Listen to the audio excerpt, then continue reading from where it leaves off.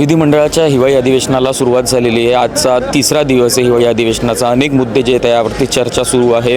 मंत्रिपद घोषित झालेलं आहे, मंत्र्यांनी शपथ घेतलेली आहे, परंतु अद्यापही खातेवाटप जे आहे ते झालेले नाही आहे। त्यातच आज विधान परिषदेचा सभापती कोण होणार याच्यावरती शिक्कामोर्तब करण्यात आलं आहे। भारतीय जनता पार्टीचे राम शिंदे हे विधान परिषदेचे सभापती होतील, तर कुठेतरी जे उपसभापती होते नीलमताई गोरे त्यांच्यामध्ये नाराजी पाहायला मिळते। त्यातच हिवाळी अधिवेशन विधिमंडळाचा एक भोंगळ कारभार समोर आलेला आहे। आपण या माझ्या दृश्यांमध्ये पाहू शकता, या ठिकाणी 18 तारखेचा कामकाज म्हणजे ही जी विधिमंडळाची जी वेबसाईट आहे, या वेबसाईटवरती आज होणाऱ्या दिवसभराच्या कामकाजाची लिस्ट समोर येते। आपल्या फक्त दिनांकावरती आपल्याला क्लिक करायचं आहे। क्लिक केल्यावरती आज दिवसभरामध्ये काय कामकाज होणार आहे ते आपल्याला दिसून येतं। तर या ठिकाणी जेव्हा हे आजची तारीख 18 डिसेंबर 2024 या 18 डिसेंबर 2024 या तारखेवरती क्लिक केल्यानंतर विधिमंडळाच्या वेबसाईटवरती 18 जुलै 2023चं पान उघडलं जातं आहे आणि त्याच्यामध्ये 18 जुलै 2023च्या दिवशी कोणतं कामकाज ठेवलं होतं हे सगळं या ठिकाणी या वेबसाईटवरती दिसून येतं आहे। याकडे कोणाचं सध्या तात्पुरतं लक्ष नाही आहे। ही जबाबदारी असते एकतर